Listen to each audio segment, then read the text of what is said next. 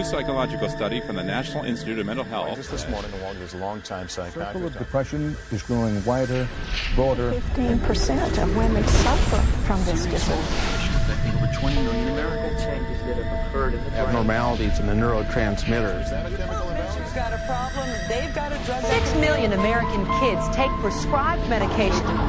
Psychiatric care. But what if the criminal is mentally ill? The punishment, a form of aversion therapy. 10-minute cures on the show, but I want to... Seasonal affective disorder. Oppositional defiant disorder. Schools criticized for overprescription.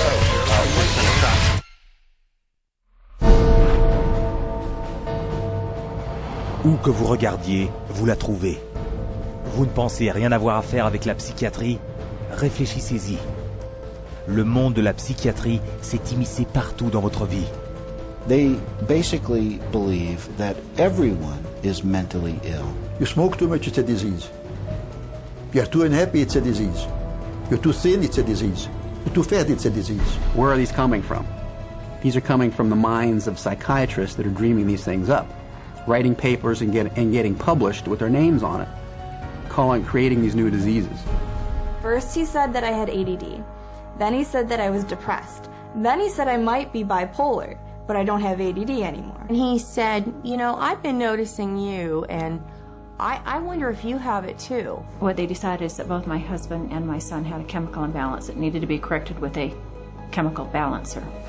There is not one shred of credible evidence that any respectable scientist would consider valid, demonstrating that anything that psychiatrists call mental illness are brain diseases or biochemical imbalances. It's all fraud. There's no reliability of diagnosis, and there is no science. It's just pseudoscience. It's pretend science. This is one of the most open secrets in all of America in the psychiatric field, that nothing is being done that's legitimate, and they're billing for it.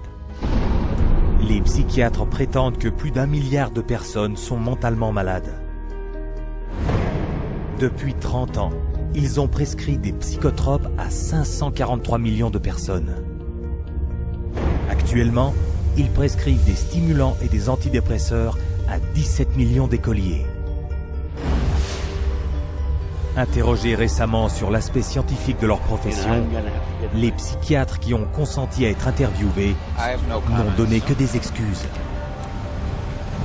Psychiatric illness is not really illness. How do you evaluate if someone is cured or sick? Cure is certainly something we look forward to. We had no earthly idea how to accomplish. We're not good at causes. We don't know what causes mental illness. En dépit de cela, ils se déclarent experts dans le domaine de la santé mentale et continuent de traiter des gens contre leur gré. Quels en sont les résultats? This psychiatrist, man who's supposed to work to heal people, has done nothing but destroy this man's life, and in destroying his life, destroying the lives of all of his loved ones. Excuse me. They've damaged and ruined my son, and they've trapped him in a system. The way that they treated him and made him feel like he was worthless. Bryant was being kept dumb and high on Ritalin so that they could make $2,500 per month. He gave me Valium, and I got addicted to it. It wiped out my life. My life has been ruined. My joy has been stolen. She was laying there. She took two gasps of air and died right there in front of me. It is really tragic. It's awful. And it's being done for money. That's why it's being done. Oh, it's got to be in the billions. I don't know the exact number, but it's got to be in the billions. It's just unbelievable. This is so big that it boggles the mind. Considérez cette tragédie humaine et multipliez cela par des millions. Depuis 40 ans, il y a presque 2 fois plus de décès dans les hôpitaux psychiatriques américains que dans toutes les guerres américaines depuis 1776. Les compagnies d'assurance versent 69 milliards de dollars par an pour des soins psychiatriques, doublant le coût des primes d'assurance maladie. Et malgré 2 billions de dollars amassés par an, ils n'ont à leur actif aucune guérison. Difficile à croire? C'est exactement ce qu'ils espèrent. Et comme nous allons vous le montrer, c'est de cette façon qu'ils s'en sont tirés à bon compte depuis le début.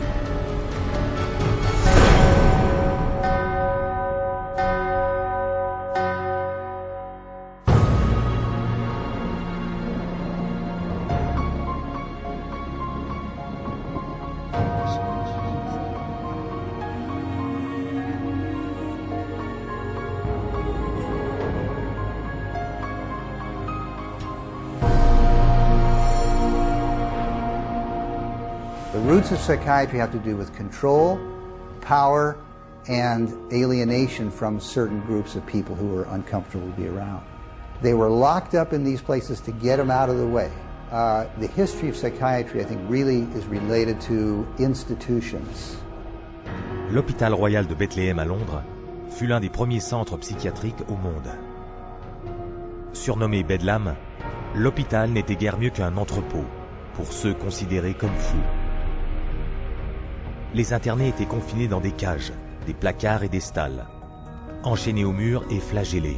Et l'asile, moyennant de l'argent, accueillait le public pour voir le spectacle. Au XVIIIe siècle, William Batty fut le premier à répandre l'idée que ces asiles pouvaient guérir les malades mentaux. Les maisons de fous de Batty ont fait de lui l'un des hommes les plus riches d'Angleterre, bien que ses traitements aient été tout aussi inhumains que ceux de Bedlam et qu'aucun patient n'ait été guéri. Son succès financier déclencha un boom commercial et une occasion pour les psychiatres de tirer profit de cette industrie florissante. This was an era where, on both sides of the Atlantic, specialized institutions for the mentally ill are beginning to be built in large numbers. Those institutions date back certainly to the beginning of the 18th century, and in a few cases even earlier than that. But the explosive growth of an asylum sector, of asylumdom, as some historians have called it, is very much a 19th century phenomenon. It's that period when the state is persuaded to invest tax dollars in building these places. Mais tandis que les directeurs des institutions s'enrichissaient, les psychiatres n'avaient pas encore suffisamment de crédibilité pour maximiser leurs profits. In order to justify their profession, they needed to come up with these biological solutions, or they didn't have any profession. The only way for them to solve that was to attempt to start believing that these people that were suffering from emotional disorders was from a biological basis. Whatever was done to make this person more manageable would be simply called a treatment. And the sad reality is that many of these so-called treatments were, in essence, torture. The near-drowning devices that were developed in this period, for example, must have been appallingly frightening.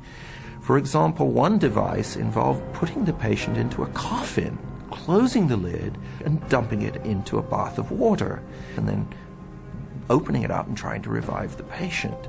There were a range of these things, and the mortality rate was very, very high. Par la suite, les psychiatres ont cherché à rendre leur pratique crédible en l'affublant d'un langage médical. Ce remodelage du traitement a pris le nom de modèle médical. Somebody who's really hyper and manic, if you're wrapped up in a cold sheet and dunked into some water, you're going to quit acting manic because that's a punishing treatment. So, but as soon as the symptoms started to go away, they started to believe that somehow by wrapping them up and dunking them in cold water, it was draining the toxics out of their body. So they built the medical model around that. Mettant en avant la théorie biologique de la maladie mentale, l'Américain Benjamin Rush promut l'idée que la folie était causée par un excès de sang dans la tête. Le traitement, réduire l'afflux de sang par tous les moyens possibles. L'immobilisation, l'eau froide, les saignées, même la terreur. C'est ainsi qu'un nouveau modèle médical fut créé. Benjamin Rush was probably the most famous American physician of the Revolutionary era. Rush was known as the master bleeder. He bled his patients for madness. He also invented something called the tranquilizer. It's a chair that looks a little bit like an electric chair. The patient was confined in this apparatus sometimes with cold water applied to his or her head, for some hours at a time, and Rush announces in a letter that he's invented this new contraption and dubbed it the tranquilizer. Les méthodes souvent mortelles de Rush ont été détaillées dans un manuel de 1812 qui a fait autorité durant les 70 années qui ont suivi. Rush était tellement vénéré qu'en 1965, il devint le père de la psychiatrie américaine, son effigie figurant sur le sceau de l'Association psychiatrique américaine. À la fin des années 1800, comme les psychiatres ne pouvaient pas soigner la folie et comme ils sentaient leurs revenus menacés, ils ont inventé de nouveaux modèles médicaux. The cures promised when it was delivered. So by the 1860s and 70s, a growing mood of pessimism was covering Europe and North America, that effectively the new institutions were ever growing in size but not growing in their effectiveness. Le XXe siècle a apporté davantage de modèles médicaux. Le psychiatre américain Henry Cotton mutilait ses patients, leur ôtant des parties du corps en déclarant qu'il s'agissait d'une percée dans le traitement des maladies mentales. The earliest target was the teeth and then the tonsils and the sinuses. But when patients didn't get better, the enthusiasts for this treatment then started to move down the body and to say, well, obviously patients have swallowed bacteria in their saliva, so stomachs need to go, spleens need to go, colons need to go. Cependant, comme l'indignation du public allait grandissant en raison de ces tortures et de ces mutilations, les psychiatres se sont mis à inventer de nouvelles méthodes. Chacune annoncée comme un traitement miracle, mais ne s'avérant ni plus efficace, ni moins brutale que la dernière. This is a history of psychiatry, more or less, to damage the patient. I mean, this is a version of the original model, which was to chain them like animals. If you're doing it to somebody because you insist that they have to change, and you're going to do that by turning the screws, you might say, whether it's with medication, restraint, whatever, that's torture. And a huge part of what psychiatry has done really comes down to torture. Tout au long du XXe siècle, la psychiatrie a cherché à prouver sa légitimité en prenant l'aspect d'une spécialité médicale. Mais ils ont uniquement réussi à développer des méthodes plus efficaces pour infliger des tortures physiques et mentales, parfois jusqu'à la mort.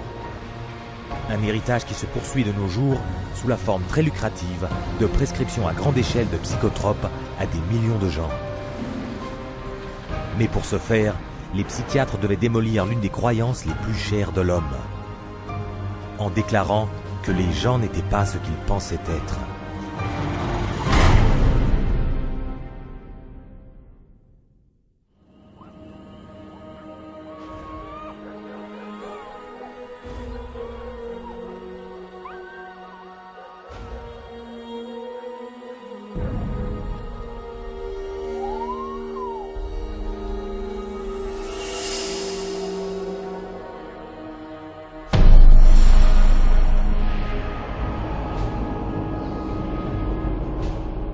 Université de Leipzig, Allemagne, 1879. Le professeur Wilhelm Wundt expérimente les perceptions humaines. Wundt affirme que les pensées, la personnalité et le comportement de l'homme ne sont que des réactions chimiques dans le cerveau. Wundt became frustrated with his inability to change behavior because he was dealing with the original, psychology. That's the psyche, that's the soul. He created a new science, which was based on man being an animal without a soul, to be trained. Not to be a thinker, but to be trained. Des étudiants venus du monde entier étudièrent Wundt et sa nouvelle définition de l'homme, soit un organisme sans âme. L'état d'esprit qui régnait à cette époque fut résumé par le philosophe allemand Friedrich Nietzsche. Gott ist tot. Gott bleibt tot. Wir haben ihn umgebracht. Le russe Ivan Pavlov, s'appuyant sur les théories de Wundt, expérimenta sur les animaux pour découvrir comment modifier le comportement. Pavlov studied in Wilhelm Wundt's laboratory in Leipzig, Germany, in the late 1800s. And he experimented with dogs, with electrodes and stimulus response, denying privileges to denying rewards. And he noticed that when you brought out some food in front of animals, dogs in particular, that they would begin to salivate. So he'd ring the bell at the same time that he brought the food out, and then eventually, instead of bringing the food out, he just rang the bell, and of course the dogs got all excited. He called that a conditioned reflex. Les premiers cobayes humains de Pavlov étaient des enfants. Il leur perçait des trous dans les joues pour recueillir et mesurer leur salive. Pavlovian conditioning became one of the major foundations of a lot of behavioral science research in the 20th century. L'idée selon laquelle le comportement pouvait être contrôlé par un conditionnement répétitif prit le nom de behaviorisme. The behaviorists believed that all children are animals and can be trained as animals. This was the view of behaviorists. As a matter of fact, John Watson, the most famous of the behaviorists, says that you have to treat human beings or look at human beings the way you would look at the ox you slaughter. See, the behavior is not interested in what's up in your head.